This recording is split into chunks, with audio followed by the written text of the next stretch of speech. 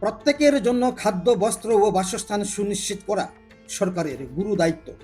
অথচ খোয়াই ধোলাবিল এলাকার সুভাষ কলোনিতে বসবাসকারী প্রায় 20 থেকে 25টি আদিবাসী পরিবারের জীবিকা নির্বাহের একমাত্র ভরসা হয়ে উঠেছে জংলি লতা, শামুক, কচুরি ফেনা ও বিভিন্ন প্রাকৃতিক শাকসবজি। দারিদ্রতা ও সরকারি সহায়তা থেকে বঞ্চনার কারণে প্রতিদিনই তাদেরকে সংগ্রাম চালিয়ে যেতে হচ্ছে এভাবে। সম্প্রতি সাংবাদিকদের সামনে উঠে আসে তাদের এই কঠিন বাস্তবতা। স্থানীয় বাসিন্দারা জানান, প্রতিদিন ভোর থেকে তারা জঙ্গল, নদীর পার এবং আশপাশের ক্ষেত খামার ঘুরে এই সব জঙ্গলি উপকরণ সংগ্রহ করে থাকেন। পরে সেগুলি বিক্রি করে সামান্য আয় করে, যার উপর নির্ভর করেই চলে তাদের সংসার।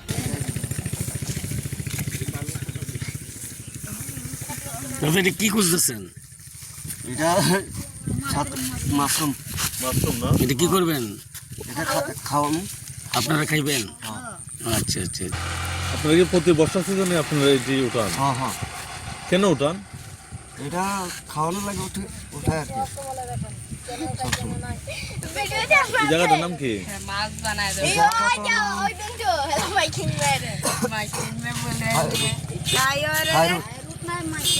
Michael school. আপনার বাড়ি কোন জায়গাতে?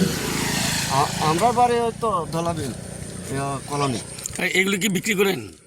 না, বিক্রি করেন নিজেরা খাওয়ার জন্য। হ্যাঁ। এমনি আর কি করেন আপনি? কাজও করে সময়ে। ভাতা পাইছেন নি? ভাতা তো পাইছি না। ভাতা দিচ্ছেন আপনারা পঞ্চায়েতে জানাইছেন বা নেতারা জানাইছেন নি? পঞ্চায়েতে জানাইছি কয়বার, 2বার না 3বার জানাইছি। ভোটের নাম আসেনি আপনারা? আছে, ভোটের নাম আছে।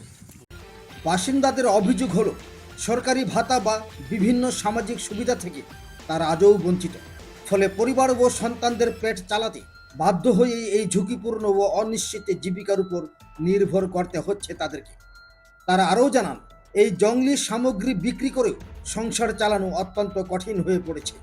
আয় অত্যন্ত কম হওয়ায় প্রতিনিয়তই অর্থনৈতিক সংকটের মুখে পড়তে হচ্ছে তাদেরকে। স্থানীয়দের দাবি, দ্রুত সরকারি হস্তক্ষেপ ও সহায়তা না মিললে ভবিষ্যতে তাদের জীবনযাপন আরও কঠিন হয়ে উঠবে। ভাববার বিষয় হলো, এই কঠিন পরিস্থিতিতে তাদের সন্তানরা যে কতটুকু শিক্ষা লাভ করে জীবনে প্রতিষ্ঠিত হতে পারবে তা ভাবিয়ে তুলেছে বুদ্ধিজীবী মহলকে। কত কষ্ট করে খাওয়াই। আচ্ছা, আমরা দিকে চাই। ওটা দেয় না, কিছু না।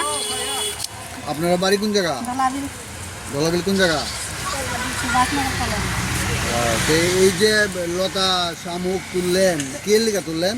এটার জন্য আর কি এর লাগে তুলতাম। মানে এটা কি বিক্রি করবে? বিক্রি করব। কই নিয়ে বিক্রি করবেন? মার্কেটে। কোন মার্কেটে? এডিসি মার্কেটে।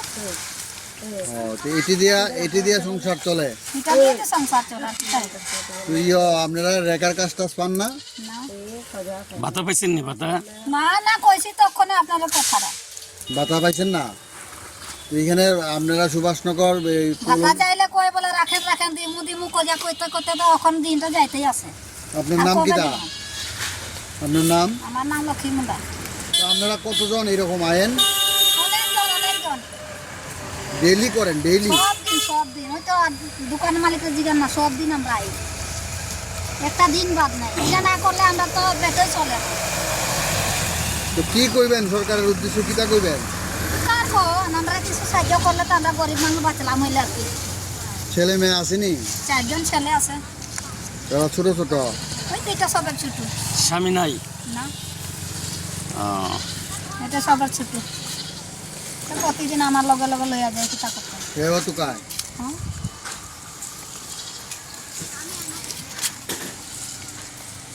এটি বিক্রি করে সারাদিনে কত উপার্জন করেন? দিন মজুরি যায় তাই। এটা 300, কোনো দিন 200, 250 এইভাবে চলে। গাড়ি ভাড়া দিয়ে 120 টাকা 10 টাকা করে লইয়া যায় বাড়িতে, কি করব। খোয়াই থেকে প্রদীপ ঘোষের রিপোর্ট, ত্রিপুরা ইউনিয়ন।